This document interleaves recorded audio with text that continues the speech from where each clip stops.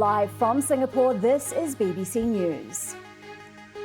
The Met Police says it is actively looking into claims Prince Andrew asked his police protection officer to obtain personal information about Virginia Giuffre. Israel resumes enforcement of the ceasefire in Gaza just hours after carrying out strikes in response to what it called Hamas's blatant violation of the deal. China's ruling party kicks off 4 days of key closed-door discussions, formulating the country's roadmap for the next 5 years.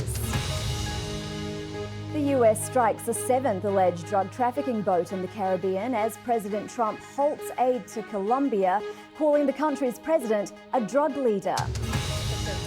And coming up on Business Today, the BBC's Steve Lai discusses the future of cryptocurrency with the CEO of Binance, the largest crypto exchange in the world.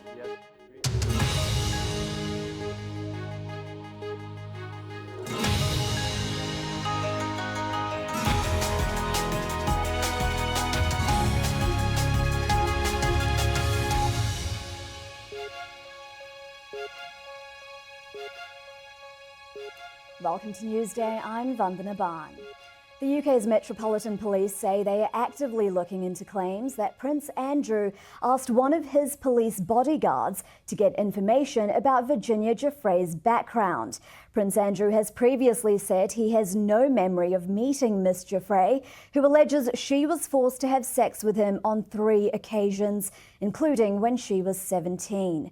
The claims are made in a series of emails published in the Mail on Sunday between the Prince and his friend Jeffrey Epstein, sent in February 2011. That's the year after the Prince says he'd cut contact with the jailed paedophile billionaire. The Prince continues to deny the allegations. Daniela Ralph has the latest. Steering the royal family through troubled times, the King headed to church earlier near his Balmoral estate. The scrutiny on his younger brother, as intense as it has ever been. Virginia Giuffre remains the woman Prince Andrew says he can't remember. She alleged he sexually abused her. Media reports now claim he tried to obtain personal information about her via the Metropolitan Police team who protected him.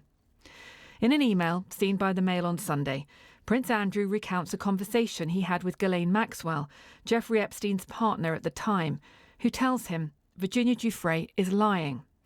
The Prince's email was sent to Ed Perkins, then one of the Buckingham Palace press secretaries. Prince Andrew asks him to have a statement ready. Ed Perkins replies, telling him lawyers are primed. Mr. Perkins has not commented on the emails. And crucially, in an additional exchange about Virginia Giuffre, Prince Andrew wrote, "It would also seem she has a criminal record in the States. I have given her date of birth and social security number for investigation with the duty personal protection officer." 2 days later, Jeffrey Epstein emailed the Prince saying, "Getting a statement from the judge in another of Virginia's sex allegations that says she lacks credibility. Should have that this afternoon." They are deeply concerning allegations. I think people will want to look at those allegations and what the substance is behind them. But obviously if that is correct, that is absolutely not the way that close protection officers should be used. The Metropolitan Police said it was actively looking into claims that Prince Andrew sought information from his police team. The alleged actions of a member of the royal family now being looked at by the country's biggest police force.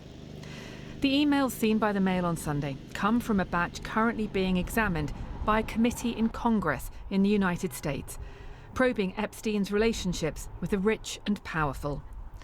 In his BBC Newsnight interview, Prince Andrew claimed he'd cut off ties with Epstein after this meeting in New York in December 2010. But reports last week claim the contact went on much longer, a discrepancy that proved a tipping point for Buckingham Palace. Prince Andrew gave up his titles and honours on Friday. I think we have to stand back because the Epstein scandal was huge. And I think we understand. We have seen probably 1% of the files, 1% of the information. There are so many questions to ask about what happened. Virginia Giuffre's posthumous memoir goes on sale on Tuesday. She took her own life 6 months after finishing the book. Her family want Prince Andrew's isolation to go further and for him to be stripped of the title of prince. There's been no comment from Buckingham Palace on the latest developments. Prince Andrew has denied all the accusations against him. Daniela Ralph, BBC News. Well, let's go live to our newsroom in London, where our correspondent Tom Simons is following the story. Tom, get us up to speed with new details emerging. So we now have a copy of Virginia Giuffre's book. It wasn't supposed to have been published until Tuesday here in London, but it has appeared in various bookstores, and we've sent a member of staff out to buy some copies. So we have her story in her own words, and it is a pretty eye-watering story. And to give you perhaps the most revelatory section of it, she talks about meeting Prince Andrew in 2000.